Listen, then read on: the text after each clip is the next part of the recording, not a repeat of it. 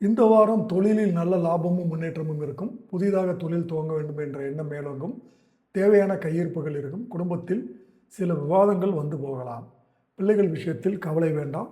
இருக்கும் இடத்தில் இருப்பது இன்னும் அதிக நன்மையை அளிக்கக்கூடியதாக இருக்கும். உத்தியோகத்தில் இருக்கும் நபர்கள் வேலையை தொடர்ந்து நல்ல முறையாக பணியாற்றி வருவீர்கள். மற்றவர்களுடைய பொறாமைக்கு ஆளாக நேரிடும். கேட்ட உதவிகள் அலுவலகத்தில் கிடைத்தே தீரும். சிக்கன நடவடிக்கைகளை மேற்கொள்வீர்கள்.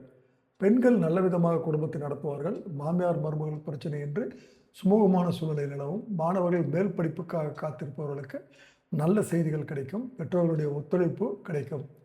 கார்த்திகை 2, 3, 4 பாதங்கள். இந்த வாரம் பொருள் வரத்து அதிகரிக்கும். கொடுத்த வாக்கை காப்பாற்றுவீர்கள். நண்பர்கள் மூலம் எதிர்பார்த்த உதவி கிடைக்கும். மற்றவர்களால் கைவிடப்பட்ட காரியத்தை செய்து முடிப்பீர்கள். அரசாங்கம் மூலம் நடக்க வேண்டிய காரியங்கள் அனுகூலமாக நடந்து முடியும். ரோஹிணி. இந்த வாரம் தொழில் வியாபாரத்திற்கு தேவையான பண உதவி கிடைக்கும். எதிர்பார்த்த லாபம் கிடைக்கும்.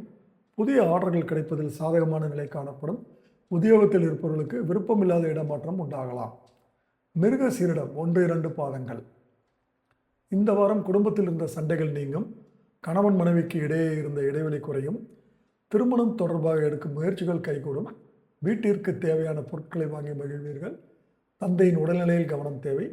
பிள்ளைகள் மகிழ்ச்சியாக காணப்படுவார்கள். பரிகாரம்: நவகிரகங்களில் உள்ள சந்திர பகவானுக்கு அர்ச்சனை செய்து வழிபட வேண்டும்.